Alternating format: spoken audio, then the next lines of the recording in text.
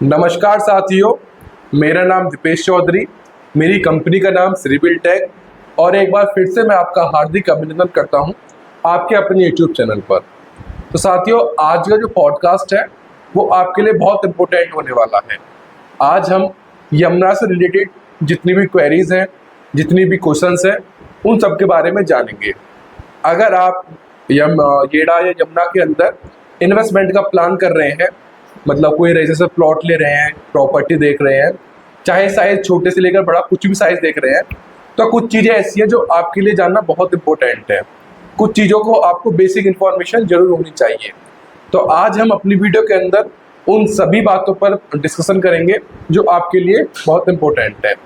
अगर आपका ऑलरेडी यहाँ पर यमुना में प्लॉट है और आपने अभी तक रजिस्ट्री नहीं करवाई है, तो वो भी आपके लिए फ़ायदेमंद रहेगा कि पूरा एक हम जानेंगे कि कितना एक्सपेंस और क्या क्या चीज़ें लगती हैं, क्या डॉक्यूमेंटेशन होते हैं, उन सब के बारे में भी। और साथ ही जानेंगे कि यहाँ पर रजिस्टर्ड और नॉन रजिस्टर्ड प्लॉट में क्या डिफरेंसेस होते हैं, दोनों में कौन से प्लॉट हमें लेने चाहिए और दोनों के एक्सपेंस के बारे में। तो आज हमारे साथ जुड़े हैं मिस्टर अतुल मलिक जी, जो कि यमुना के प्रीमियम कंसल्टेंट हैं और यमुना से रिलेटेड मतलब ए से लेकर जेड तक इन्हें पूर्ण रूप से संपूर्ण जानकारी है। तो नमस्कार अतुल मलिक जी। नमस्कार दीपेश जी। कैसे हैं सर आप? मैं अच्छा हूँ, आप कैसे हैं? सबसे पहले मैं आपसे धन्यवाद कहता हूँ कि आपने अपना कीमती समय हमारे लिए निकाला है, हमारे व्यूअर्स के लिए निकाला है। तो सबसे पहला क्वेश्चन मेरे लिए आपके लिए ये है कि आप सबसे पहले बताइए यमुना के बारे में थोड़ी बेसिक इन्फॉर्मेशन। जी दीपेश जी, एक्चुअली यमुना क्या है, यमुना एक अथॉरिटी है जिसको यीडा बोलते हैं, जिसकी फुल फॉर्म होती है Yamuna expressway industrial development authority. अभी अथॉरिटी कब फॉर्म हुई थी, ये किस तरीके से काम करती है, ये मैं थोड़ा बताना चाहता हूँ। आपका ये एरिया होता है दिल्ली एनसीआर। जी ठीक है, दिल्ली एनसीआर आपका कह सकते हैं इंडिया का प्रीमियम एरिया है। बिल्कुल प्रीमियम एरिया है, क्योंकि दिल्ली आपकी कैपिटल है, नेशनल कैपिटल है। तो इसके आसपास का जो भी एरिया होगा वो आपका सबसे प्रीमियम होगा, फाइनेंशियल कैपिटल है जी। तो आपका दिल्ली आपका डेवलप था, उसके बाद आपका गुड़गांव हरियाणा डेवलप हुआ, फिर दिल्ली के पास एक यूपी का जो एक बहुत बड़ा एरिया था जो अनडेवलप्ड था काफ़ी टाइम से, तो उसको डेवलप करने के लिए सबसे पहले बनाई गई नोएडा अथॉरिटी जी। जिस नोएडा अथॉरिटी बनाई गई, नोएडा अथॉरिटी यूपी गवर्नमेंट के एक सब्सिडरी आपका अथॉरिटी है, बॉडी है, गवर्नमेंट बॉडी है, जिसको नोएडा अथॉरिटी ने डेवलप किया नोएडा क्षेत्र को। उसके बाद ग्रेटर नोएडा अथॉरिटी बनी, जिसमें ग्रेटर नोएडा का एरिया, जो नोएडा के बाद ग्रेटर नोएडा आता है, पहले दिल्ली से नोएडा आता है, फिर ग्रेटर नोएडा आता है। ग्रेटर नोएडा का जो एरिया था उसको डेवलप किया ग्रेटर नोएडा अथॉरिटी ने जी। फिर उसके बाद प्रस्ताव आया जेवर एयरपोर्ट का, जो कि ग्रेटर नोएडा से 30 से 35 किलोमीटर दूर था। बिल्कुल, वो जेवर एयरपोर्ट और ग्रेटर नोएडा के बीच में जो जगह थी जिसको डेवलप करना था, तो उसके लिए एक नई गवर्नमेंट बॉडी बनाई गई, एक नई अथॉरिटी बनाई गई, जिसको नाम दिया गया यीडा, यानी कि Yamuna expressway industrial development authority, ये नाम दिया गया। उसके अंडर में ये पूरा एरिया आता है आपका ग्रेटर नोएडा से एयरपोर्ट के बीच में, जिसमें आपका रेजिडेंशियल, कमर्शियल, इंस्टीट्यूशनल और आपका इंडस्ट्रियल, ये सारे एरियाज आपका सेक्टर्स डेवलप कर रही है आपकी यमुना अथॉरिटी, जो कि गवर्नमेंट बॉडी है। ये कोई प्राइवेट बॉडी नहीं है, ये गवर्नमेंट बॉडी है, गवर्नमेंट अथॉरिटी है, गवर्नमेंट के अंडर काम करती है। तो मतलब आपने येड़ा के बारे में बताया कि रेजिडेंशियल और इंडस्ट्रियल सेक्टर है, तो आज हम जो मेनली बात करेंगे वो सिर्फ रेजिडेंशियल सेक्टर के बारे में बात करेंगे। और आप हमें अब ये बताइए कि यमुना के अंदर टोटल कितने रेजिडेंशियल सेक्टर्स हैं और किन सेक्टर्स में हम प्लॉट ले सकते हैं। यमुना अथॉरिटी में जो मेजर अभी रेजिडेंशियल आपके सेक्टर्स हैं आज तक, वो आपके sector 18, sector 20, sector 16, sector 17 and sector 22D, जहाँ पे अथॉरिटी की प्लॉट्स की अलॉटमेंट हुई थी जी।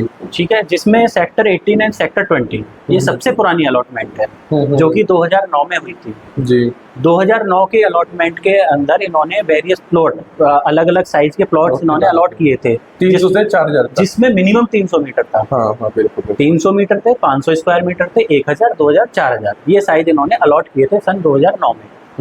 2009 में अलॉट करने के बाद फिर इनकी अलॉटमेंट एक बाद में आई थी 2014 में। फिर इस तरीके से हर 2014 के बाद ही हर 1-2 साल के अंतर पे अलॉटमेंट लाते गए। जिसमें आपका सेक्टर 16 की अलॉटमेंट आई, फिर उसके 22D की अलॉटमेंट आई, सेक्टर 17 की अलॉटमेंट आई। तो इन्होंने हर 1-2 साल पे नए सेक्टर की अलॉटमेंट की है सन 2009 से। जो सबसे पुरानी अलॉटमेंट है वो सन 2009 की है और सेक्टर 18 और 20 की है। ओके, तो एक बार आप हमें साइजेस बता दीजिए कि इन सेक्टर्स में कौन कौन से साइज अवेलेबल हैं। देखिए अवेलेबल आपका, अभी आप रीसेल के तौर पे अगर अवेलेबल साइज देखेंगे तो आपका सेक्टर 18 में आपके 300 स्क्वायर मीटर होता है, जो 2009 की अलॉटमेंट है जी। ठीक है। उसके बाद आपका छोटे साइज में बात करें सेक्टर 18 में, जो अभी अवेलेबल है रीसेल में, वो आपके 60 स्क्वायर मीटर होता है, 120 मीटर होता है और 162 मीटर होता है। और ये आपके साइज अभी रीसेल में अवेलेबल हैं।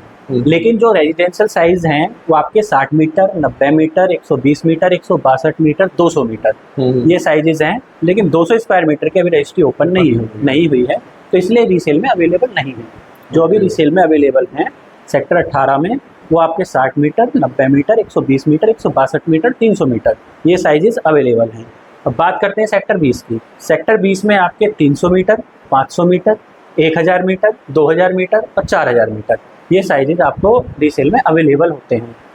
ऐसे ही आप अगर सेक्टर 17 जाते हैं, सेक्टर 17 में सी ब्लॉक जो कि 120 स्क्वायर मीटर का है, वहाँ पे डेवलपमेंट हुई है, वहाँ पे रजिस्ट्री ओपन हुई है, तो आपको वो रीसेल में आपको अवेलेबल होते हैं।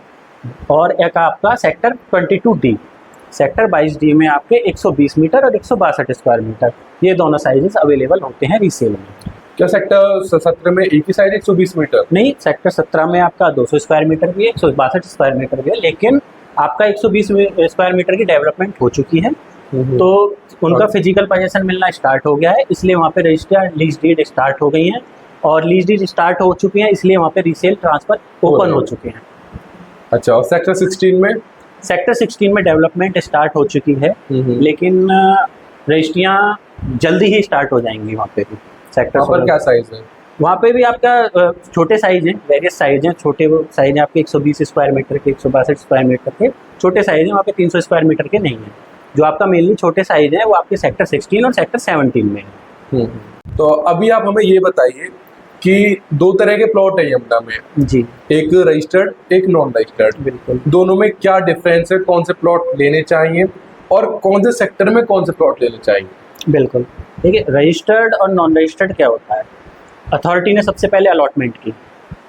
फॉर एग्जांपल आप अलॉटी हैं, आपने फॉर्म भरा, अथॉरिटी का अलॉटमेंट आई, आपने ड्रॉ के लिए फॉर्म भरा, आपके नाम पे प्लॉट अलॉट हो गया, आप अलॉटी हो गए। अब अथॉरिटी क्या करेगी, अथॉरिटी उस एरिया को डेवलप करके आपका प्लॉट देगी फिजिकली। जब आपका प्लॉट फिजिकली आपको देगी, हैंड ओवर करेगी, तो आप अपने नाम पे उसका लीज डीड कराएंगे, जो कि अथॉरिटी आपके नाम पे करेगी। बिल्कुल। आप अपने नाम पे लीज डीड करा लेते हैं, तो उस प्लॉट को बोलते हैं रजिस्टर्ड प्लॉट। रजिस्टर्ड प्रॉपर्टी हो जाती है वो रजिस्टर्ड प्रॉपर्टी हो जाती है। और जब तक आप उसके नाम पे लीज डीड नहीं होती, वो नॉन रजिस्टर्ड प्रॉपर्टी रहती है। अब कौन सी प्रॉपर्टी लेनी चाहिए और क्या डॉक्यूमेंटेशन होता है और क्या नहीं होता है, इसके बारे में मैं बताना चाहूँगा। डॉक्यूमेंटेशन में कि गवर्नमेंट का रूल है, जो भी अथॉरिटी के प्लॉट्स होंगे वो नॉन रजिस्टर्ड आपके ट्रांसफ़र नहीं हो सकते। जो भी नॉन रजिस्टर्ड प्लॉट होगा वो ट्रांसफ़र नहीं हो सकता। लेकिन जब 2009 में अलॉटमेंट आई थी, उसके काफ़ी सालों तक किसानों से विवाद रहा अथॉरिटी का। तो किसानों से वो ज़मीन नहीं ले पाई, डेवलपमेंट नहीं कर पाई, जिससे अलॉटियों का जो भी इन्वेस्टमेंट थी वो ब्लॉक हो रखी थी। अलॉटियों की तरफ, अलॉटीज़ की तरफ से प्रेशर आ रहा था, पूरा प्रेशर था, क्योंकि अथॉरिटी काम नहीं कर पा रही थी, उनकी इन्वेस्टमेंट ब्लॉक हो चुकी थी। तो अथॉरिटी ने एक स्पेशल रिलैक्सेशन सिर्फ 2009 की अलॉटमेंट के लिए दिया है कि आप अपना नॉन रजिस्टर्ड प्रॉपर्टी आप अपनी सेल कर सकते हैं। आपके अलॉटमेंट लेटर के बिहाफ पे वो प्रॉपर्टी ट्रांसफ़र हो जाएगी किसी और के नाम पे, फिर वो अलॉटी हो जाएगा, वो अपने नाम पे लीज डीड करा लेगा। ये सिर्फ 2009 की अलॉटमेंट वाले प्लॉट्स के लिए है, जो कि सेक्टर 18 और सेक्टर 20 में है। इन्हीं प्लॉट्स का आपका हो सकता है ट्रांसफ़र, नॉन रजिस्टर्ड प्लॉट, जो कि आपके स्टार्ट होते हैं 300 स्क्वायर मीटर से। जो आपके 300 स्क्वायर मीटर से कम साइज़ के प्लॉट्स हैं वो रजिस्टर्ड होने के बाद ही ट्रांसफ़र हो सकते हैं। 300 मीटर या 300 मीटर से ऊपर जो प्लॉट हैं 2009 की अलॉटमेंट वाले, वो आपके अनरजिस्टर्ड भी ट्रांसफ़र हो सकते हैं। ये डिफरेंस आपका रजिस्टर्ड और नॉन रजिस्टर्ड प्लॉट में होता है। एक दूसरा ये होता है कि लोगों के मन में होता है कि हम रजिस्टर्ड प्लॉट लें या अनरजिस्टर्ड प्लॉट लें। सेफ दोनों ही होते हैं, क्योंकि आपके अथॉरिटी के प्लॉट 2009 के अलॉटमेंट में 2009 के अलॉटमेंट में सेफ दोनों ही होते हैं, अथॉरिटी से ही दोनों के डॉक्यूमेंटेशन होता है, ट्रांसफर भी अथॉरिटी ही करती है प्रॉपर्टी का। आप अगर अनरजिस्टर्ड लेते हैं, प्रॉपर्टी आपके नाम पे ट्रांसफर हो जाती है, फिर आप अलॉटी हो जाएंगे। जो अलॉटी था स्टार्टिंग में इनिशियल, उसका नाम हट जाता है, उसका कुछ नहीं रहता रोल। उसमें क्या है कि अब अथॉरिटी आपके नाम पे लीज डीड करेगी। जब भी आपका प्लॉट मिलेगा, अथॉरिटी आपको लीज डीड करके देगी, तो पहली डीड आपके नाम पे होगी। रजिस्टर्ड में क्या होता है कि लीज डीड ऑलरेडी करा रखी होती है, फिर ट्रांसफर होता है, फिर उसके बाद ट्रांसफर डीड बनती है, रीसेल में जाते हैं। ये होता है आपका रजिस्टर्ड और नॉन रजिस्टर्ड। अब लोग कहते हैं कि 2009 की अलॉटमेंट है, हम रजिस्टर्ड लें या नॉन रजिस्टर्ड लें। और उसमें डिफरेंस क्या होता है कि इसमें एक चीज़ डिफरेंस होता है कि आपका एक तो नॉन रजिस्टर्ड प्लॉट पे आप कोई भी बैंक लोन नहीं करता। सबसे पहली चीज़ ये है कि आपको फाइनेंस नहीं मिल पाएगा, सेल्फ फंडिंग करना पड़ेगा आपको। अगर आपके पास सेल्फ फंडिंग है तो ही आप नॉन रजिस्टर्ड ले सकते हैं। अगर आपको लोन की रिक्वायरमेंट है तो आपको रजिस्टर्ड प्लॉट प्रॉपर्टी पे जाना होगा। और बात रही सेफ होने की, तो सेफ आपका रजिस्टर्ड भी है, अनरजिस्टर्ड भी है, नॉन रजिस्टर्ड भी है 2009 की अलॉटमेंट वाला, क्योंकि अथॉरिटी इन्वॉल्व है दोनों प्लॉट्स में और अथॉरिटी के द्वारा ही उसका ट्रांसफ़र किया जाता है। अब अगर आपके पास सेल्फ फंडिंग है तो आपके लिए बेटर ऑप्शन किस में है, रजिस्टर्ड में है या नॉन रजिस्टर्ड में? उसका एक रीज़न है, रजिस्टर्ड प्रॉपर्टी आप लेते हैं तो आपको तुरंत ही, जैसे ही आपने रीसेल में प्लॉट लिया, आपको ट्रांसफ़र करानी होगी प्रॉपर्टी और तुरंत ही आपको ट्रांसफ़र डीड करानी होगी। बिल्कुल। जिसका टोटल आप खर्चा मानिए 8 से 10 लाख रुपए का आता है। बिल्कुल आपका ट्रांसफर डीड कराने में। और ये हो गया आपका रजिस्टर्ड प्रॉपर्टी का। आपको ट्रांसफर भी करानी है, ट्रांसफर डीड भी करानी है, तो उसमें आपका एक्सपेंसेस हो गए 8 से 10 लाख रुपए के। अब आते हैं नॉन रजिस्टर्ड पे। आपके पास सेल्फ फंडिंग है तो आप अभी अपने नाम पे प्रॉपर्टी ट्रांसफर करा लेंगे, ठीक है। फिर आपको कम से कम आपको 6 महीने का टाइम मिलता है कि आप 6 महीने तक अपनी, अगर आप उसकी रजिस्ट्री लेटर आ चुका है लीज डीड का, तो आप 6 महीने के अंदर उसका लीज डीड करा सकते हैं। जो ऊपर के 5 लाख रुपए हैं उनको 6 महीने का आपके पास टाइम होता है। अब उसमें क्या होता है कि आपका नॉन रजिस्टर्ड में लीज डीड आपको पे करनी होती है। जब आप ट्रांसफर करा लेंगे प्रॉपर्टी आपके नाम, अपने नाम पे, और जब लीज डीड कराएंगे तो आपको एक लीज रेंट एक्स्ट्रा पे करना होगा। 1.5 लाख रुपए की जो अमाउंट होती है, 1.5 लाख रुपए जो आपका अप्रॉक्स अमाउंट है, लगभग 1.5 लाख रुपए आपको एक्स्ट्रा पे करना होगा। तो आपका जो डीड बनाने में 1.5 लाख रुपए का एक्स्ट्रा एक्सपेंस आता है नॉन रजिस्टर्ड में, ठीक है। अब यहाँ पे क्वेश्चन आता है कि फिर तो हमें रजिस्टर्ड लेना चाहिए, तो 1.5 लाख रुपए सस्ते हैं, क्योंकि हमें प्लस में अगर प्लॉट पर पीएलसी भी है तो पीएलसी भी पेड होती है, पीएलसी भी पे करनी पड़ेगी। अब उसमें डिफरेंस एक आ जाता है कि अगर मैं अलॉटी हूँ, मैंने अपने नाम पे लीज डीड करा रखी है, अगर नॉन रजिस्टर्ड प्लॉट मार्केट में वो 2.10 का है तो रजिस्टर्ड प्लॉट वो 2.20 का होगा, क्योंकि आपने जो मैंने जो रजिस्ट्री का अमाउंट दिया है मैं ऐड ऑन करूंगा। बिल्कुल। नॉन रजिस्टर्ड रजिस्टर्ड के रेट में आपका 10 लाख रुपए का मिनिमम डिफरेंस होगा। बिल्कुल। तो आप अगर ये सोचें आपके पास सेल्फ फंडिंग है और आप अगर ये सोचें कि भाई 1.5 लाख रुपए मेरा एक्स्ट्रा लग रहा है, पर आपका 10 लाख रुपए वहाँ पे बच रहे हैं, यानी कि आपको 8.5 लाख रुपए, 8-9 लाख रुपए का फिर भी प्रॉफिट है। नंबर ऑफ ऑप्शंस किसमें ज्यादा होते हैं? नंबर ऑफ ऑप्शंस आपके नॉन रजिस्टर्ड में होते हैं। नॉन रजिस्टर्ड में क्योंकि आप कोई भी होता है, इन्वेस्टर होता है, अब यहाँ पे इन्वेस्टर है, उसने लिया, वो ये चाहेगा कि मेरी कॉस्ट कम लगे और मुझे प्रॉफिट ज्यादा हो, तो वो डीड क्यों कराएगा अपने नाम पे, कि वो 5-6-7 लाख रुपए खर्च करेगा डीड कराने के लिए, जब वो ट्रांसफर पे ही सेल कर सकता है प्रॉपर्टी को, तो 6-7 लाख रुपए आपका नहीं करेगा।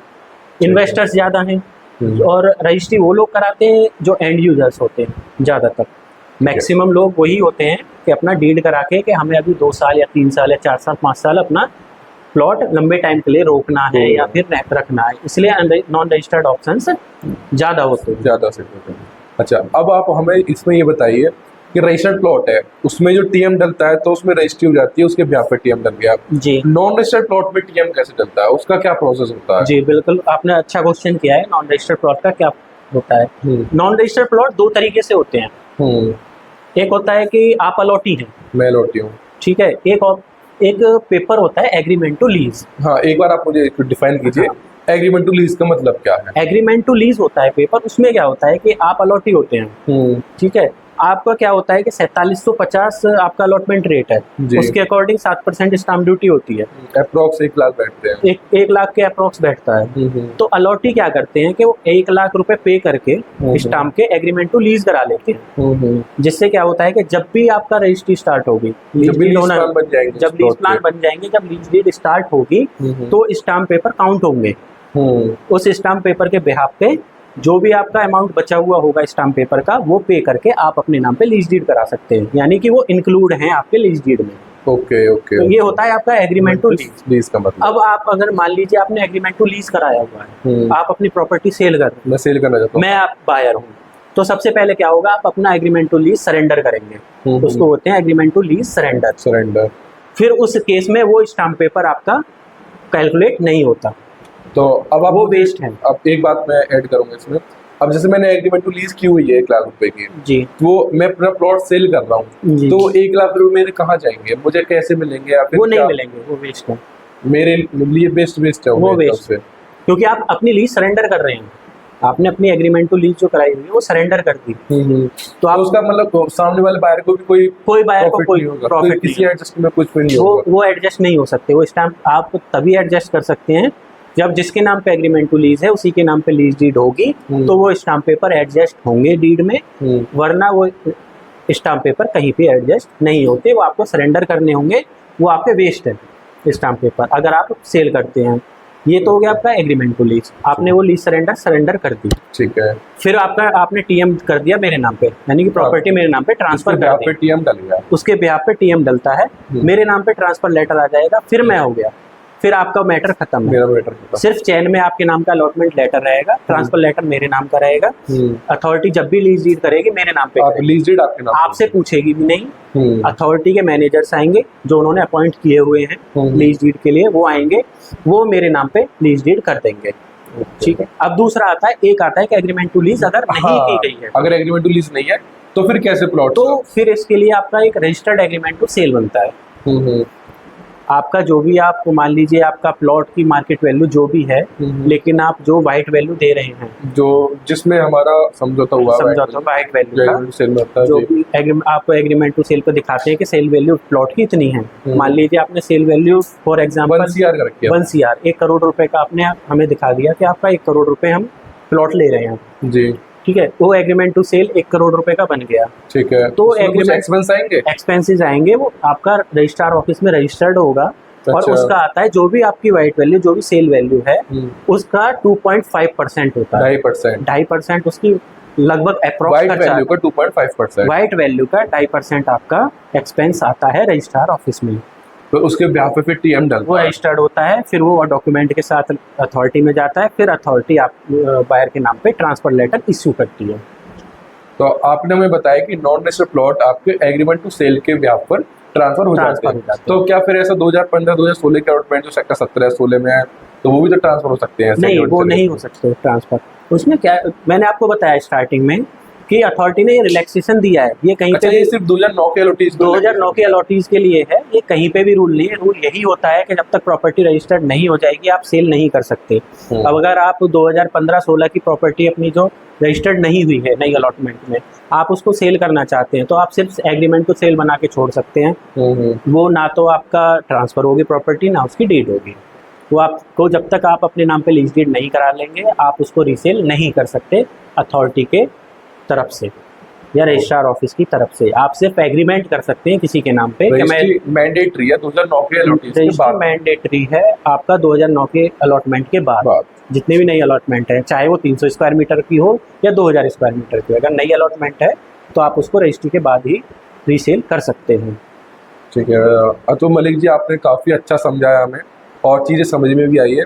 बस आपसे लास्ट क्वेश्चन ये है कि जो 5 सेक्टर्स हैं, इनमें एक बार आप हमें बताइए कि कौन सा सेक्टर्स की लोकेशन सबसे प्रीमियम है, यानी कि कनेक्टिविटी के हिसाब से, लोकेलिटी के हिसाब से, एयरपोर्ट की दूरी, फिल्म सिटी की दूरी, मतलब इन सबको रखते हुए कौन सा सेक्टर सबसे ज़्यादा अच्छा है? देखिए आप, और उनके कौन से पॉकेट आप 5 सेक्टर देखेंगे। अब आप अगर सेक्टर 18 एंड सेक्टर 20, इससे तो हम वाकिफ है, ये आप वाकिफ हैं, और ये साइज भी डिफरेंस हो गए। आपका सेक्टर 18 में 300 स्क्वायर मीटर, सेक्टर 20 में बड़े साइज के प्लॉट भी हैं, तो इनको कंपेयर नहीं किया जा सकता, ना इसको सेक्टर 16 से किया जा सकता, ना 17 से किया जा सकता, ना 22D से किया जा सकता। जो कंपेरिजन हम कर सकते हैं वो हम कर सकते हैं 16, 16, 17 और 22D। ठीक है, इन तीनों के बारे में, इन तीनों और छोटे ब्लॉक का आप सेक्टर 18 का 7D इसको कंपेयर कर सकते हैं, क्योंकि इसमें आपका 60 और 120 स्क्वायर मीटर के प्लॉट्स हैं। पॉकेट 8 आप कंपेयर कर सकते हैं, पॉकेट 7E कंपेयर कर सकते हैं। इन पॉकेट्स को आप कंपेयर कर सकते हैं सेक्टर 16, 17 और 22D से। तो एक बार इनमें बताइए कि कौन सी लोकेशन मतलब एक तो बेस्ट है, बहुत ज़्यादा अच्छी है, और कौन सी नॉर्मल है, और कौन सी मतलब एवरेज है, बिलो एवरेज। देखिए, बिलो एवरेज कोई भी लोकेशन नहीं है आपकी अथॉरिटी की, सारी लोकेशन आपकी अच्छी हैं, लेकिन एक कंपैरिजन आता है तो गुड, बेटर, बेस्ट हो जाते हैं, जिसमें आपका बहुत सारे फैक्टर्स इन्वॉल्व होते हैं। आपका कनेक्टिविटी इन्वॉल्व होती है, आपके फ्यूचर प्रोजेक्ट्स इन्वॉल्व होते हैं उसमें, और आपका लोकेलिटी इन्वॉल्व होती है उसमें। ये सारी चीज़ें उसमें इन्वॉल्वमेंट होता है उनका। और एक सबसे बड़ा फैक्टर होता है प्रेजेंट में डेवलपमेंट क्या है। ओके ओके, आप आज की डेट में, क्योंकि आप अगर मैं सोच रहा हूँ, मैं एज ए बायर सोचता हूँ कि मुझे अगले 5 साल में रहना है, तो मैं वो देखूंगा पॉकेट कि जहाँ मैं अगले 5 साल में आके रह सकता हूँ। बिल्कुल बिल्कुल। तो बहुत सारे फैक्टर्स पे ये सारी चीज़ें डिपेंड करती हैं। तो आपकी तरफ से 1, 2, 3 नंबर कैसा रहेगा? देखिए, आपका सबसे प्रीमियम जो आपकी आज की डेट में है वो आपका सेक्टर 18 का 7D पॉकेट है। 7D और 7E? 7D और 7E पॉकेट, क्योंकि वो 7 पैरेलल पॉकेट्स हैं। पैरेलल पॉकेट है, वो पैरेलल पॉकेट्स हैं, उनकी कनेक्टिविटी सेम है। ठीक है, तो वो ये आपके सबसे प्रीमियम पॉकेट्स हैं, इनको मैं नंबर 1 पे रखूंगा। उसके बाद में मैं आपका सेक्टर 17 की तरफ जाऊंगा। सेक्टर 17 भी बेस्ट है, 130 मीटर रोड से लगा हुआ है। 130 मीटर रिंग रोड से लगा हुआ है, कनेक्टिविटी अच्छी है। 60 मीटर है, जो फ्यूचर में 100 मीटर रोड बिल्कुल बिल्कुल, वो आपका फिल्म और इंस्टीट्यूशनल एरिया भी है वहाँ पे पास। हाँ, पास में इंस्टीट्यूशनल एरिया भी है। फिर मैं थर्ड पे रखना चाहूँगा सेक्टर 22D को। सेक्टर 16 का मैं इसलिए नाम नहीं ले रहा क्योंकि वहाँ पे रजिस्ट्री ओपन नहीं है, वहाँ पे रीसेल नहीं हो सकती, तो हम उसको कंपेयर नहीं कर सकते किसी सेक्टर से।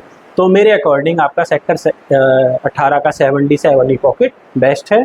फिर उसके बाद सेक्टर 17 का C पॉकेट, फिर उसके बाद मेरे अकॉर्डिंग सेक्टर 22D में एक तो छोटा पॉकेट है, सेक्टर ही छोटा है, जहाँ पे अथॉरिटी का अलॉटमेंट आई है। दूसरा, वहाँ पे कुछ प्लॉट्स आपका गांव की तरफ आ जाते हैं। फिर वहाँ पे ग्रुप हाउसिंग ज़्यादा हैं, जब ग्रुप हाउसिंग आ जाती हैं तो आपकी हाई राइज बिल्डिंग आ जाती हैं। ये सब चीज़ें फैक्टर्स इन्वॉल्व होते हैं। आपका सेक्टर 18 सेक्टर 17 में क्या है कि हाई राइज बिल्डिंग्स नहीं हैं, हाई राइज नहीं, अथॉरिटी की प्लॉटिंग्स है सिर्फ।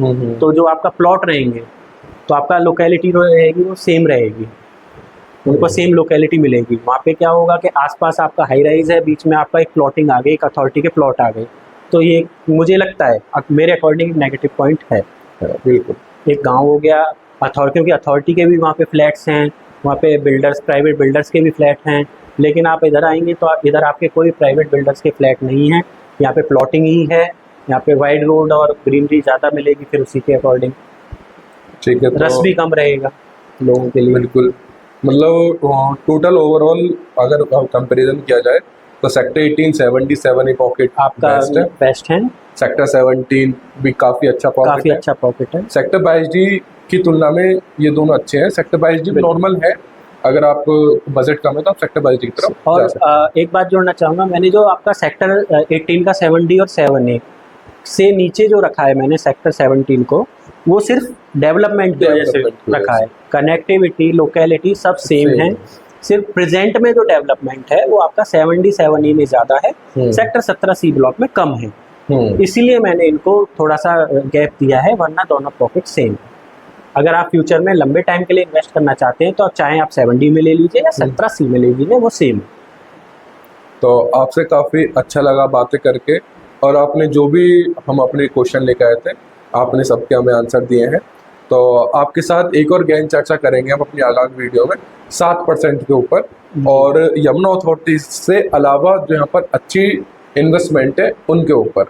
तो आज के लिए इतना ही, मिलते हैं आपसे अपनी नई अगली वीडियो में। नमस्कार।